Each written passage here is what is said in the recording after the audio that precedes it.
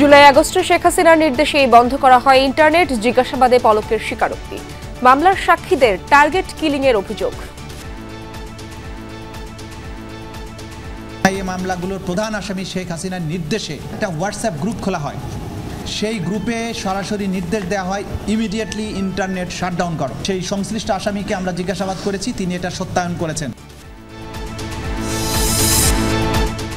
প্রধান উপদেষ্টার ভাষণে নির্বাচনের তারিখ অস্পষ্ট, বিএনপির আনুষ্ঠানিক প্রতিক্রিয়া। সুনির্দিষ্ট সময়ের মধ্যে রোড ম্যাপ চান মির্জা ফখরুল। সুনির্দিষ্ট একটা সময়ের মধ্যে একটা রোড ম্যাপ দিয়ে দেবেন, সেটা তিনি দেননি। এটা আপনারা আমাদেরকে কিছুটা হতাশ করেছে। নির্বাচন আয়োজনের ঘোষণাকে স্বাগত জানালো যুক্তরাষ্ট্র। শেখ হাসিনা সহ গুমের সঙ্গে জড়িতদের বিচারে অন্তর্বর্তী সরকারের পদক্ষেপে সমর্থন। এখনো থমথমে টঙ্গীর ইজতেমা ময়দানের আশপাশ। নিহত 4 জনকে সমর্থক দাবি করে ঢাকা চট্টগ্রাম মহাসড়কে জুবায়েরপন্থীদের বিক্ষোভ। বাংলাদেশের অর্থনীতি আশাব্যঞ্জক নয় বললেন IMF মিশন প্রধান। মূল্যস্ফীতি ধারণার চেয়েও অনেক বেশি। গাজায় কুকুরকে খাওয়ানোর জন্য ফেলে রাখা হয় ফিলিস্তিনিদের মরদেহ। বিভৎস হত্যার প্রতিযোগিতায় নামে ইসরায়েলি সেনারা।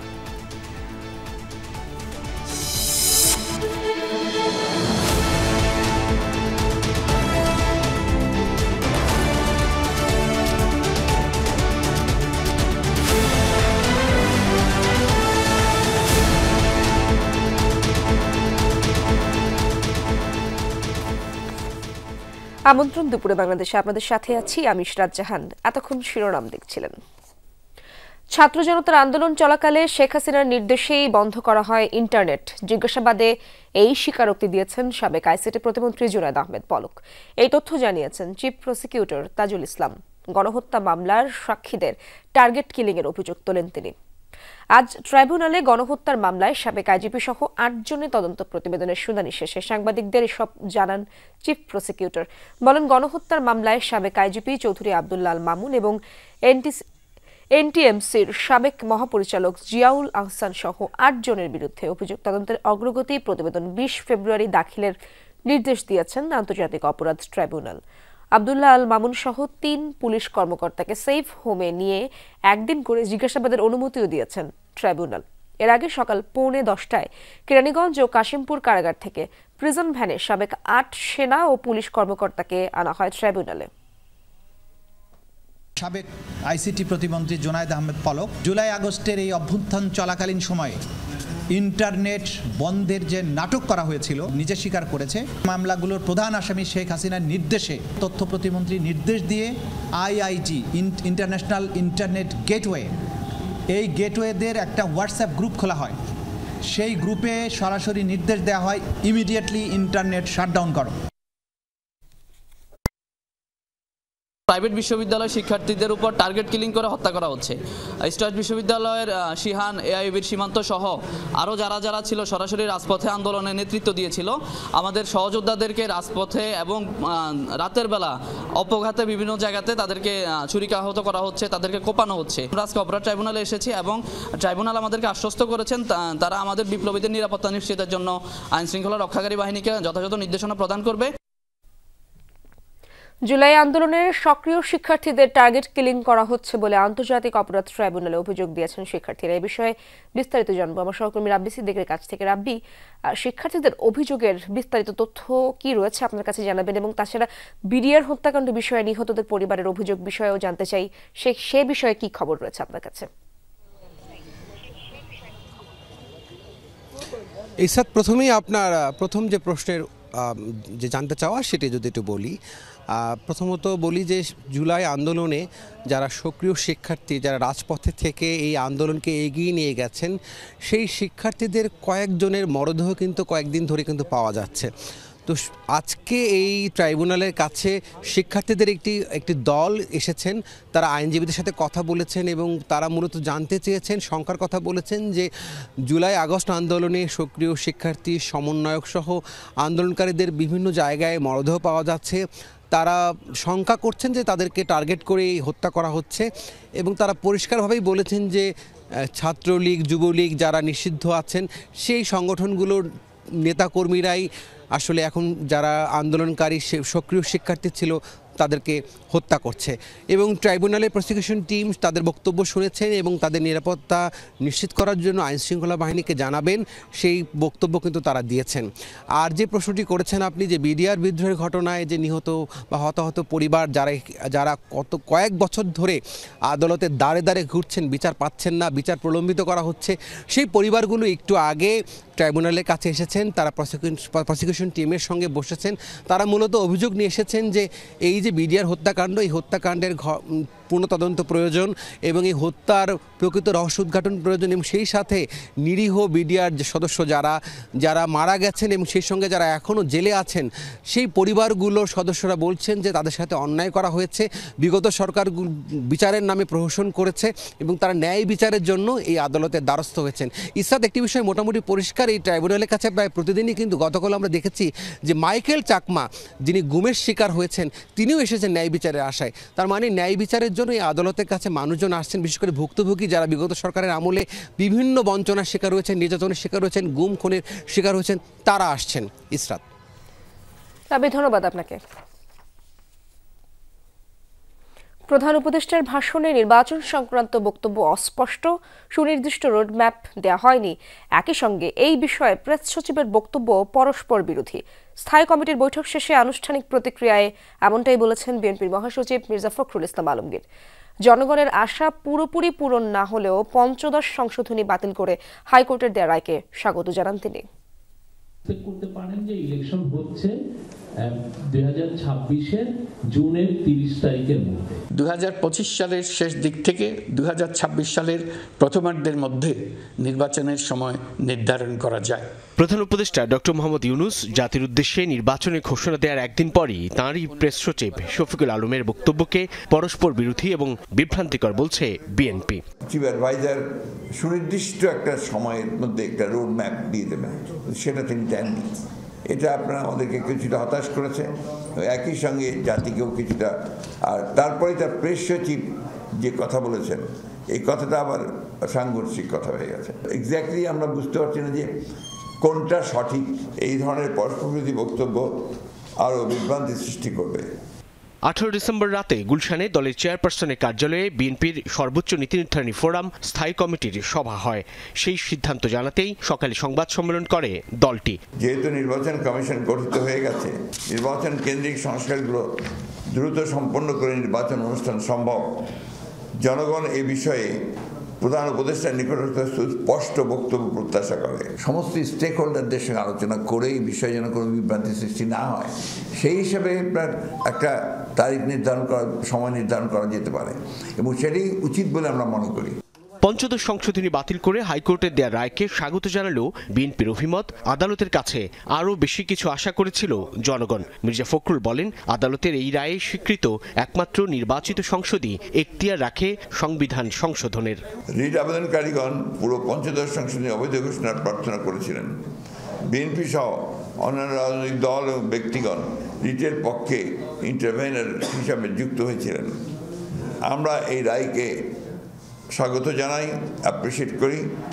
আদালত স্বীকৃতি দিয়েছেন যে নির্বাচিত পরবর্তী সংসদটি সংবিধান সংশোধনের একমাত্র উপযুক্ত ফোরাম। বাকি জিনিসগুলো মাননীয় আদালত সংসদের উপরে এই জন্যই ছেড়ে দিয়েছেন যে ওখানে কিছু রাজনৈতিক সিদ্ধান্তের বিষয় আছে বলে আদালত হয়তো মনে করেছেন।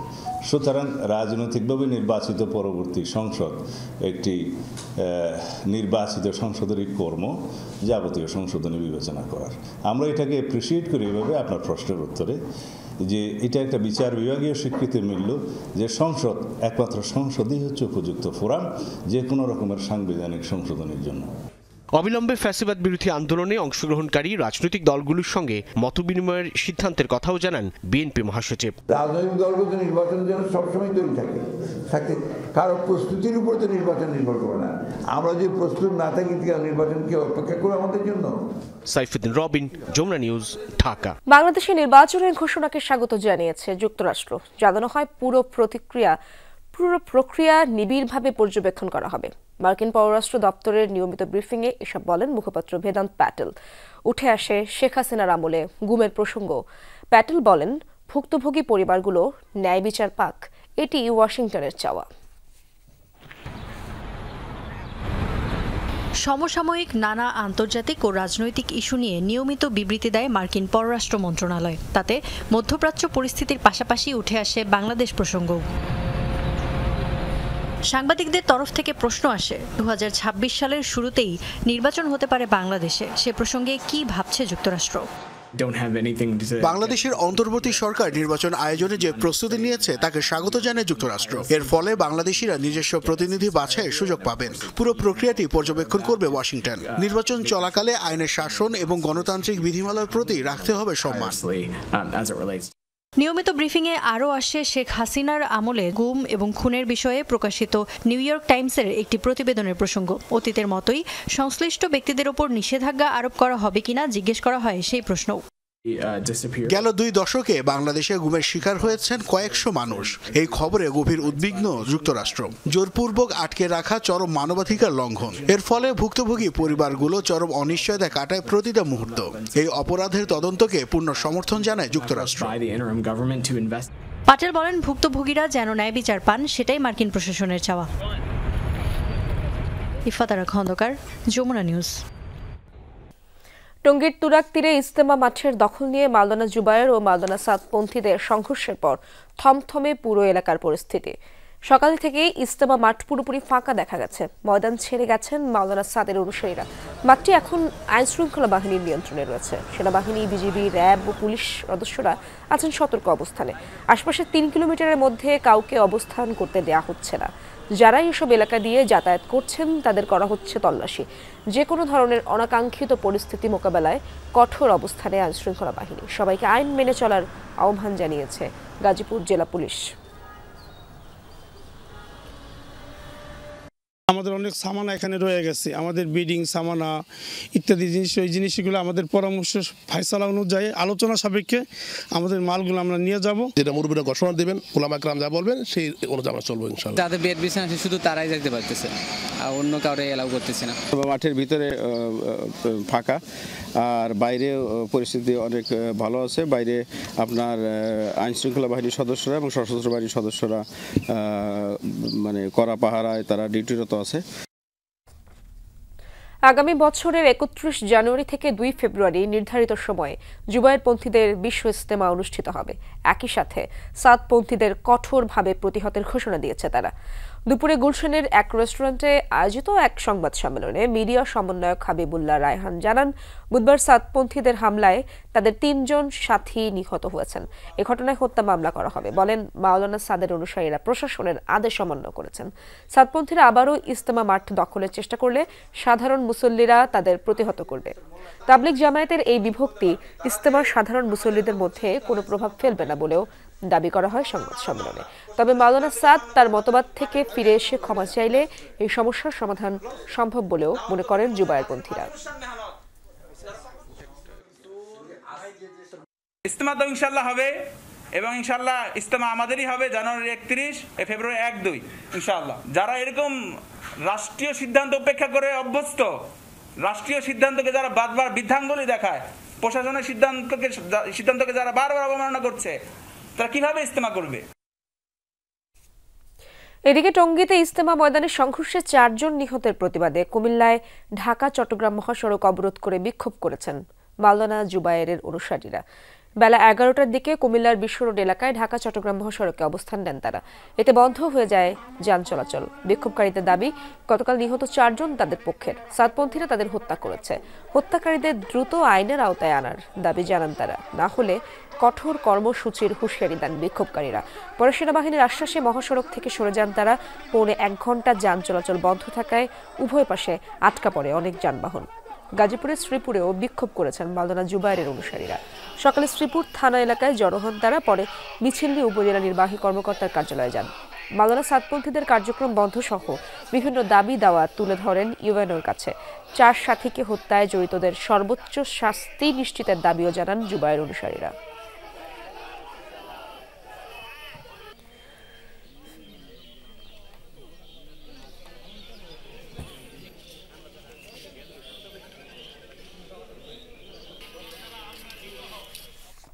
বাংলাদেশের অর্থনৈতিক চিত্র খুব একটা আশাব্যঞ্জক নয়।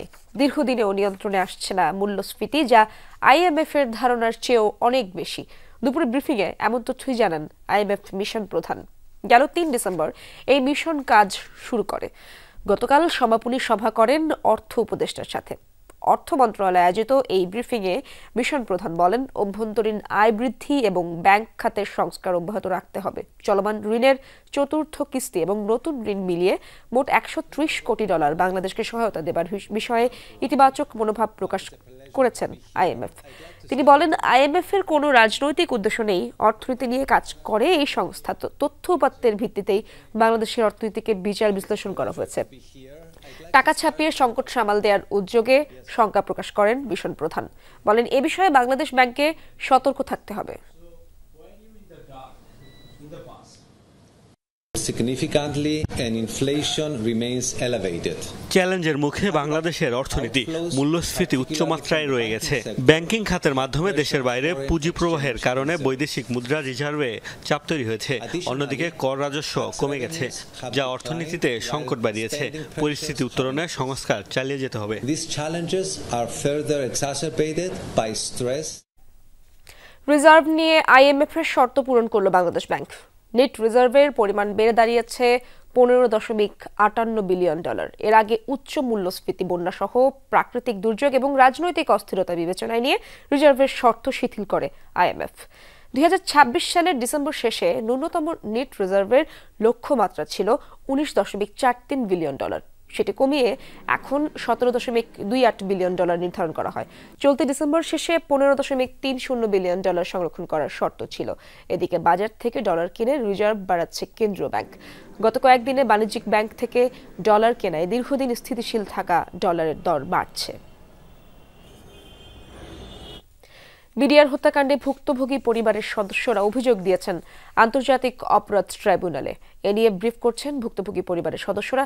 আমরা সরাসরি যেতে চাই সেখানে। আমার নাম পরিচয় হচ্ছে, আমি নেরিন ফিরদৌসী, আমার স্বামী শহীদ কর্নেল মুজিবুল হক।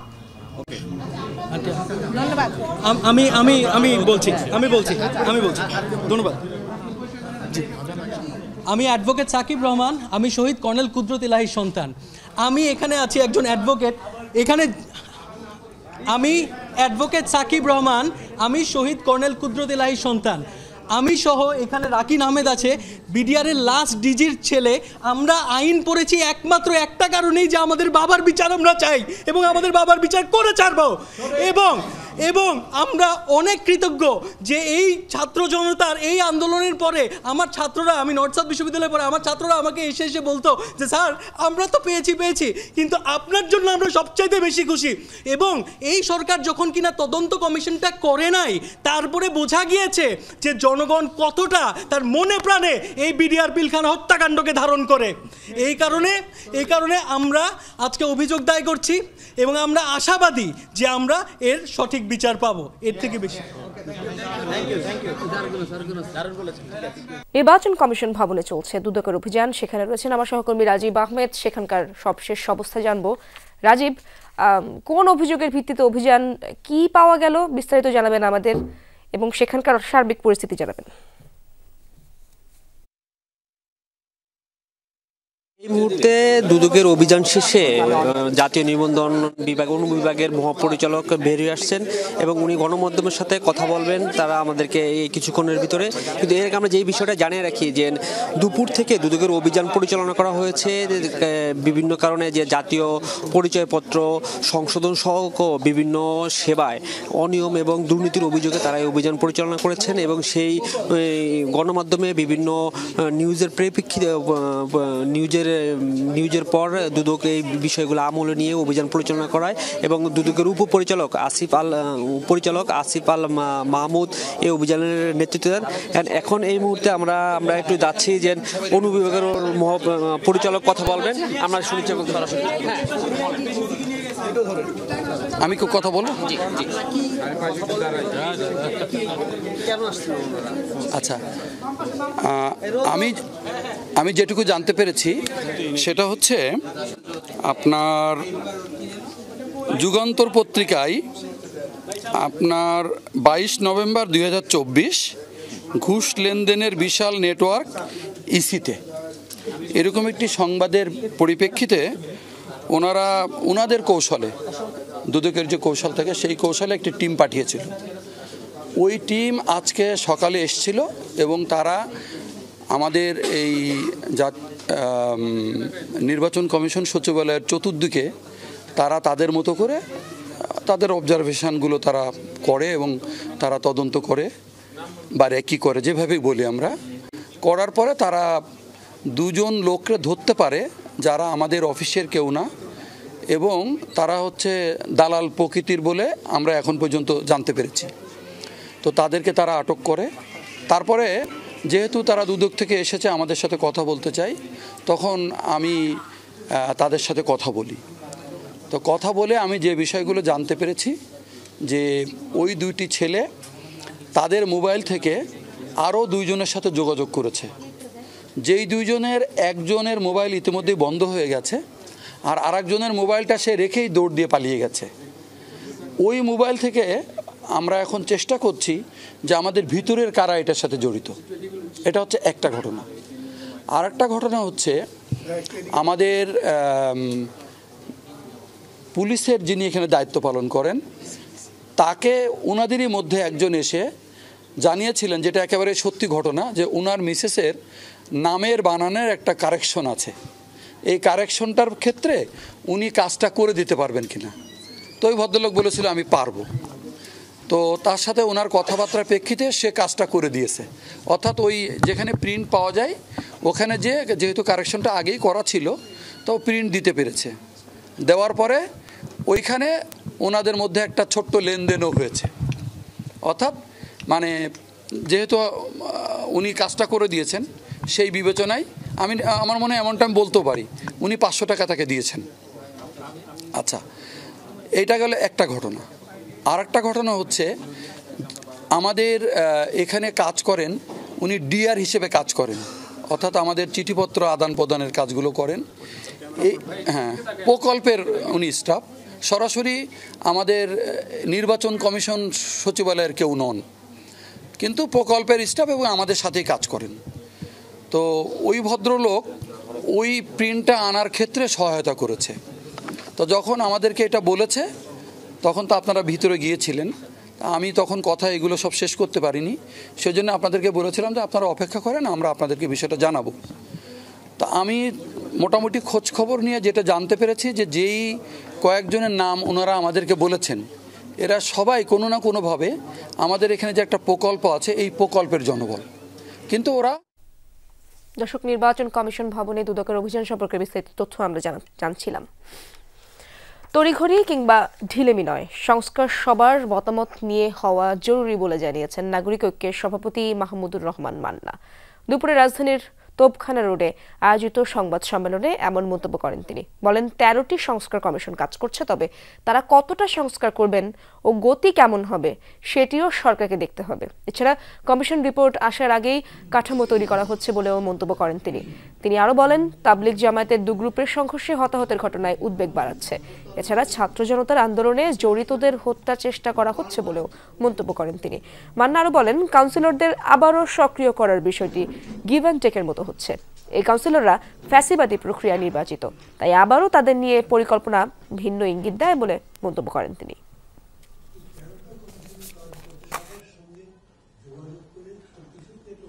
বগুড়া 6 আসনের সাবেক এমপি রাগিবুল হাসান রিপুকেও গ্রেফতার করেছে র্যাব।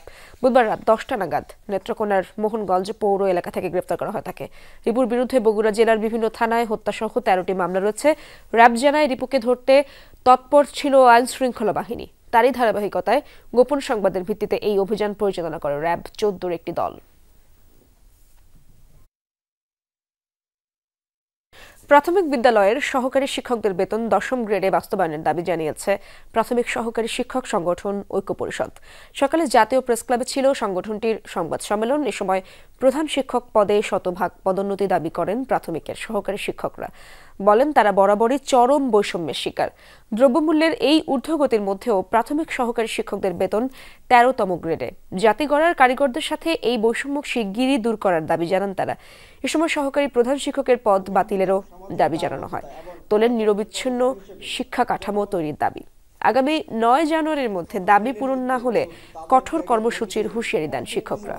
আজকে আমাদের সাথে উপস্থিত আছেন ডক্টর মোহাম্মদ ইউনূস এবং তার উপদেষ্টাদের অবগত করতে চাই আমাদের ন্যায্য প্রাণের দাবি 10ম গ্রেড বাস্তবায়ন সহ যৌক্তিক দাবিগুলো বাস্তবায়নে সুদৃষ্টি দিবেন, এটা সহকারী শিক্ষকদের আকুল আবেদন। মাত্র 8 বর্গ কিলোমিটার আয়তনের সেন্ট মার্টিন ছোট্ট দ্বীপটিতেই গড়ে উঠেছে 3 শতাধিক হোটেল, মোটেল আর রিসোর্ট। এমন অনিয়ন্ত্রিত পর্যটনে উজাড় হয়েছে বন, বেড়েছে তাপমাত্রা, পানির লবণাক্ততা, দেখা দিয়েছে মিঠা পানির সংকট। দ্বীপটি বাঁচাতে মহাপরিকল্পনা করে কার্যকর পদক্ষেপের তাগিদ দিয়েছেন বিশেষজ্ঞরা। সেন্ট মার্টিন থেকে ফিরে আরিফুর রহমান সবুজ জানাচ্ছেন বিস্তারিত। ছবি তুলেছেন জিহাদ ইসলাম। সেন্ট মার্টিনের পরিবেশ প্রতিবেশ রক্ষায় সরকারের কঠোর বার্তায় প্রথমে কিছুটা দ্বিধায় ছিলেন, পরে 2 মাস পর্যটনের সিদ্ধান্তে সেন্ট মার্টিনের একেবারে দক্ষিণ প্রান্তে শুরু হয় দক্ষিণ হাওয়া নামের এই রিসোর্টটির নির্মাণ কাজ। বাঁশকাঠ দিয়ে নির্মিত এই ইকো রিসোর্টটির মালিকের দাবি, পরিবেশ রক্ষা করেই সবকিছু করছেন তারা। অ্যাকচুয়ালি কথা কি, আমাদের যে রিসোর্টের বেড়া কাঠ বাঁশের, ঠিক আছে, এগুলো তো আপনার প্রাকৃতিকই একটা, আমাদের গাছের সাথে আমরা একটা গাছও আমরা কাটা হয়নি। কতটুকু পরিবেশ রক্ষা করে নির্মিত হচ্ছে এসব ইকো রিসোর্ট তার নমুনা দেখা গেল এটির পাশেই চন্দ্রালয় নামে এই রিসোর্টটিতে গিয়ে। বছরখানেক আগে নির্মিত হলেও এবার মৌসুম শুরুর সময় পর্যটক আকর্ষণে রিসোর্টটির সৈকতমুখী সব কেওড়া গাছ কেটে সৌন্দর্য বর্ধনের কাজ করেছেন তারা। ওগুলো তো পরিবেশটাই বলবে, আমরা তো ওগুলো কাটি না। আমরা এই যে দেখেন, যদি কাটতাম এগুলা দরকার কি ওইটাই তো কেটে ফেলতে পারতাম।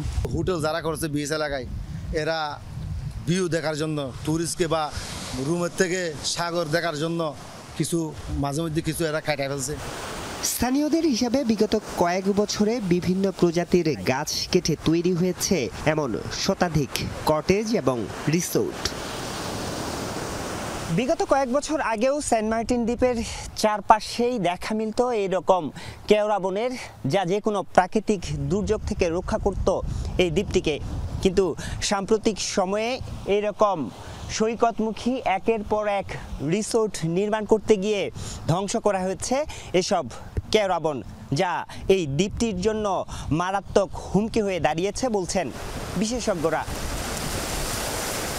অতিরিক্ত জনসংখ্যা এবং ইকোট্যুরিজমের নিয়ম নীতি না মানার কারণে, বর্জ্য ফেলার কারণে, পয় নিষ্কাশনের কারণে, বিভিন্ন কারণে হয়তো দেখা যাবে 15-20 বছর পরে সেখানে যাওয়াই যাচ্ছে না, সেটা টোটালি ইকোসিস্টেমটা নষ্ট হয়ে গেছে।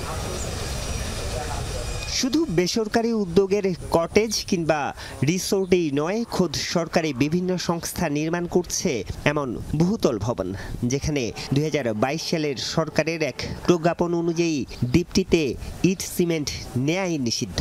সেন্ট মার্টিনে একটা নিরাপত্তাজনিত ইস্যু আছে, এটা আপনারা সকলেই জানেন।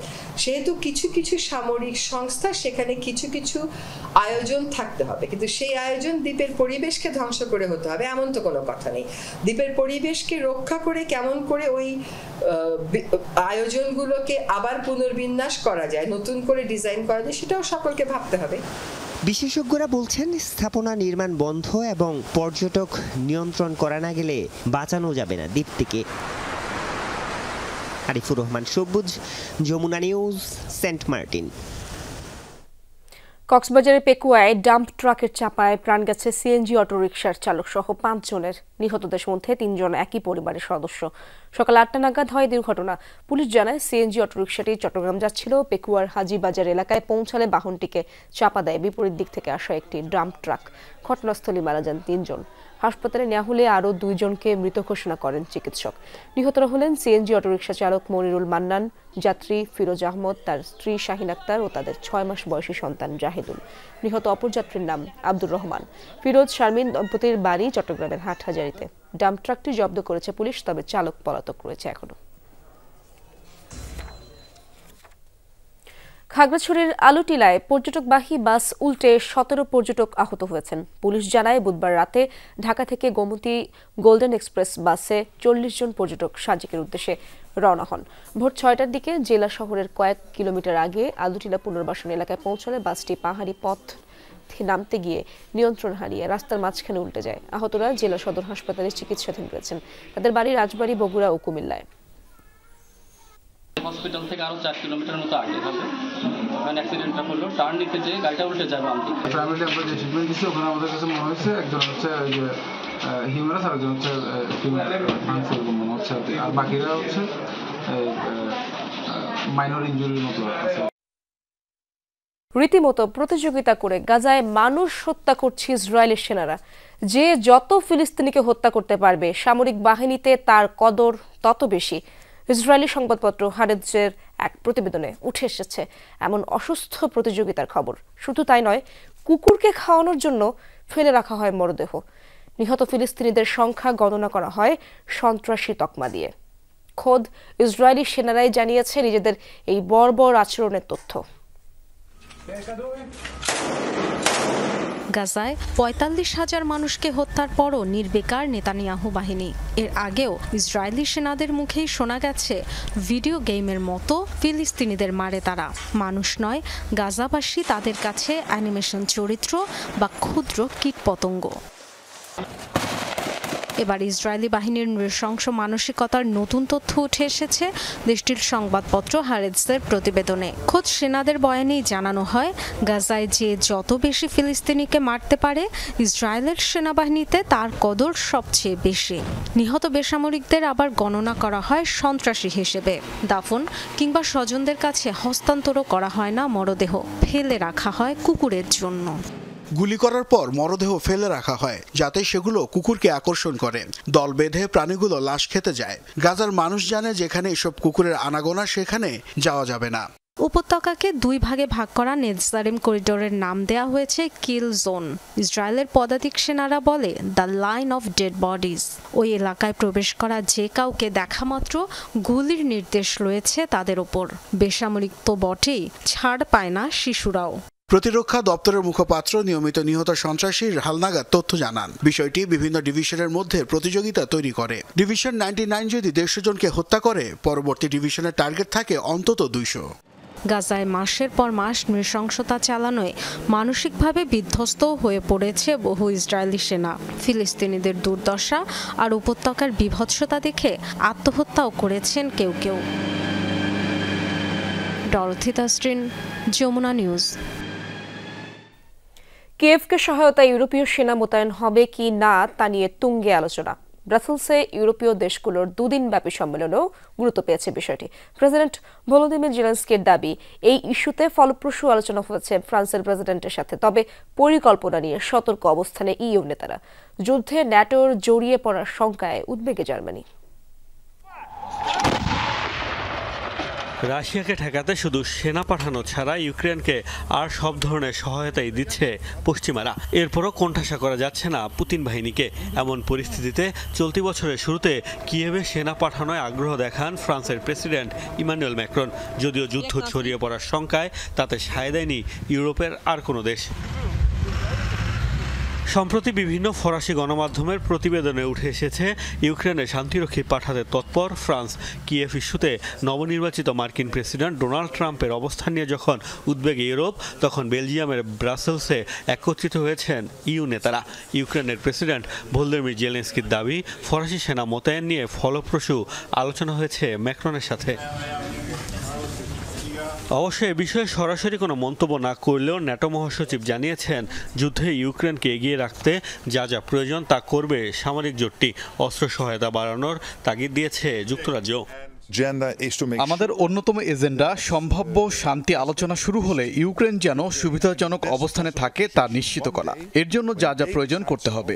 যত বেশি সম্ভব আকাশ প্রতিরক্ষা ব্যবস্থা ও অন্যান্য অস্ত্র সরবরাহ নিশ্চিত করতে হবে।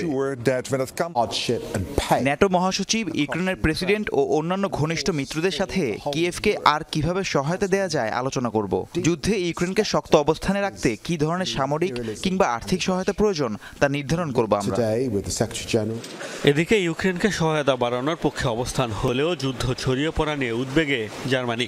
ন্যাটো যাতে রাশিয়ার বিরুদ্ধে সরাসরি যুদ্ধে জড়িয়ে না পড়ে সে বিষয়ে সতর্ক থাকার আহ্বান দেশটির। মোস্তফা মাহমুদ, যমুনা নিউজ। উত্তর কোরিয়া রাশিয়ার স্বাভাবিক সম্পর্ককে বিকৃত ও কলঙ্কিত করতে চায় যুক্তরাষ্ট্র। বৃহস্পতিবার এক বিবৃতিতে এই অভিযোগ করেছে পিয়ংইয়ং। সম্প্রতি দুই দেশের সম্পর্ক নিয়ে একটি বিবৃতি দিয়েছে যুক্তরাষ্ট্র সহ 9টি দেশ, যেখানে দাবি করা হয় ইউক্রেন যুদ্ধে প্রাণ গেছে উত্তর কোরিয়ার বহু সেনার। তার উত্তরেই এই বিবৃতি দিল পিয়ংইয়ং। ভাষ্য, যুক্তরাষ্ট্র ও এর মিত্রদের জোট ভ্যাসাল বাহিনী দমনে কার্যকর প্রমাণিত হয়েছে উত্তর কোরিয়া মস্কো জোট, তাই এমন বিবৃতি দিয়েছে পশ্চিমারা। তবে ইউক্রেন যুদ্ধে পিয়ংইয়ং এর সেনারা অংশ নিয়েছে কিনা সে বিষয়ে খোলাসা করা হয়নি কিছু। দর্শক, এই ছিল দুপুরে বাংলাদেশে। এতক্ষণ সাথে থাকার জন্য ধন্যবাদ সবাইকে।